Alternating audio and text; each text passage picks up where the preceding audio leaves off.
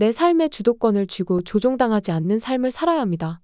안주하고 있으면 언제나 쫓기는 삶을 살고 누군가에 의해 휘둘리는 삶을 살고 맙니다. 자기 스스로 통제하지 않으면 통제당합니다.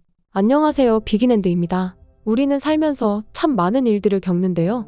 잘 되던 사업이 갑자기 망하기도 하고 회사에서 하루아침에 해고되기도 하며 생각지도 못한 사고로 건강을 잃기도 합니다. 이런 상황에서 우리가 할 수 있는 건 무엇일까요? 어떻게 이 위기의 순간을 헤쳐나가야 할까요? 오늘의 책 모든 것은 기본에서 시작한다에서는 다른 어떤 것도 아닌 나와의 싸움에서 이겨야 진짜 성공할 수 있다고 말합니다. 책의 저자인 손흥정 감독님은 손흥민 선수의 아버지이자 언제나 함께하는 든든한 조력자입니다. 2019년 12월 8일 벌리전 경기에서 손 선수가 단독 질주로 멋진 골을 터뜨렸는데요.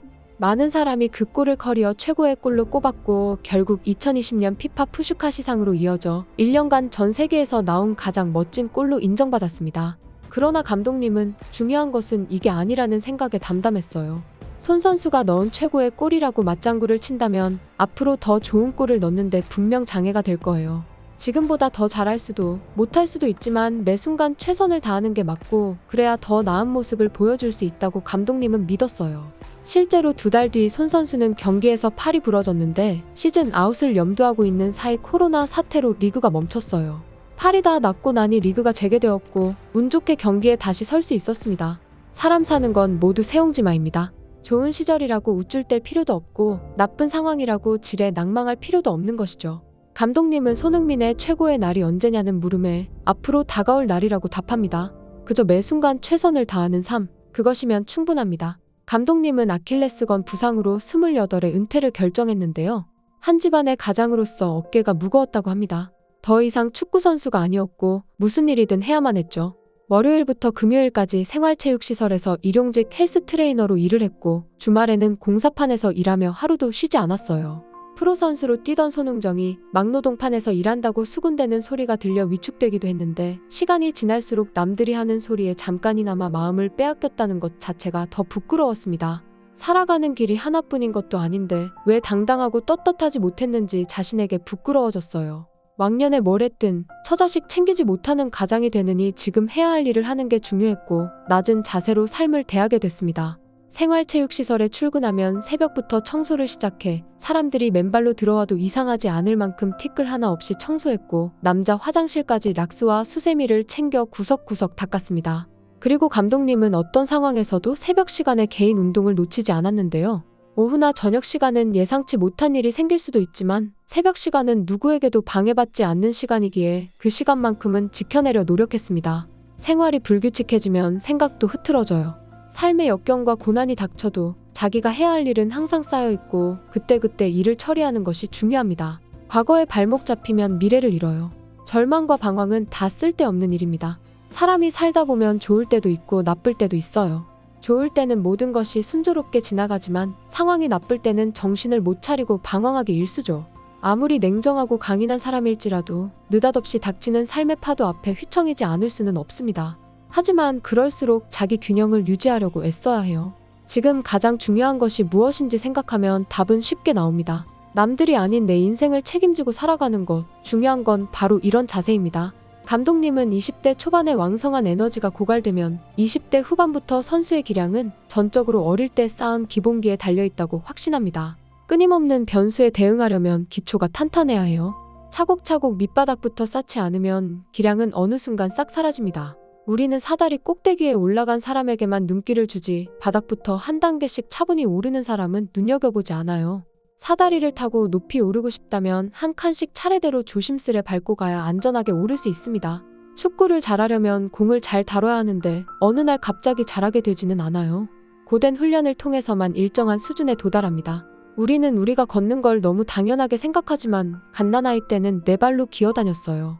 쓰러지고 또 쓰러지다 가까스로 첫걸음말을 뗍니다. 세상 이치가 이런데 사람들은 너무 성급하게 결과만을 바라봐요. 제대로 싸워서 이기려면 수도 없이 패배하고 좌절해야만 합니다.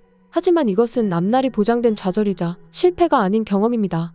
이 과정을 겪어야 사람은 성장해요. 사람들은 손흥민 선수가 분데스리가 데뷔골을 넣었을 때 혜성처럼 나타난 선수라고들 표현했지만 감독님은 그 누구도 그 어떤 분야에서도 혜성은 없다라고 말합니다. 차곡차곡 쌓아 올린 기본기가 그때 비로소 발현된 것일 뿐입니다. 우리는 험한 세상에서 살아남기 위해 먼저 나로서 당당히 혼자 설 수 있어야 합니다. 멘토도 없던 어린 시절 감독님은 선생님들이 제공하는 훈련만으로는 안 되겠다고 판단했고 한계에 부딪힐 때마다 스스로 훈련법을 만들어 자기 몸을 도구 삼아 실험했어요. 일상생활에서 늘 뒤꿈치를 들고 다녔는데 공격수로 순발력과 반사신경을 키우기 위한 행동이었죠. 중학교 3학년 때는 양쪽 발을 모두 쓰기 위해 오른쪽 축구와 혓바닥 위치에 앞정을 꽂아 오른발로 슈팅을 때리면 앞정이 발목을 찌르게 만들었어요. 그렇게 한번 고통을 겪으면 오른발 대신 왼발이 나설 수밖에 없었고 점점 양발을 쓸 수 있는 선수가 됐습니다.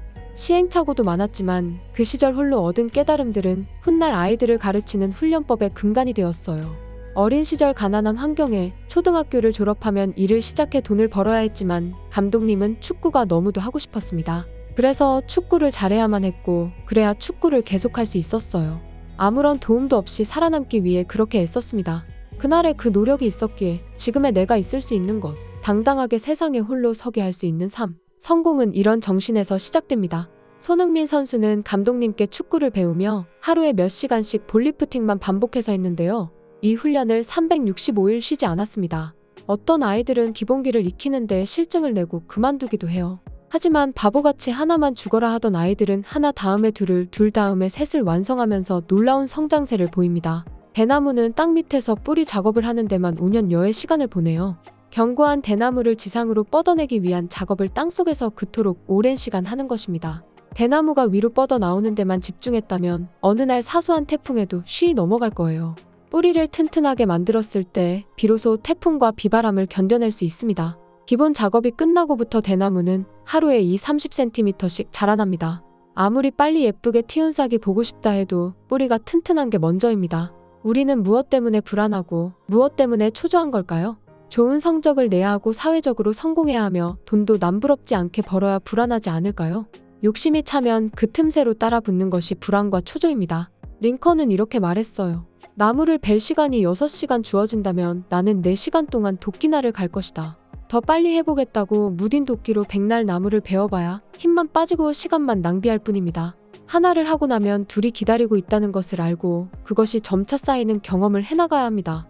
욕심이 없으면 불안하고 초조할 이유가 없습니다. 하나하나 해나갈 수 있는 용기와 끈기, 거기서 성공적인 삶이 이루어지는 것입니다. 감독님은 자신의 두 아들을 가르칠 때도 지금 아카데미 아이들을 가르칠 때도 아이들이 어느 순간 안주하고 발전할 생각이 보이지 않으면 아이들의 운동을 멈추게 합니다. 운동도 중요하지만 마음이 먼저 바로 서는 게 더 중요한 거죠.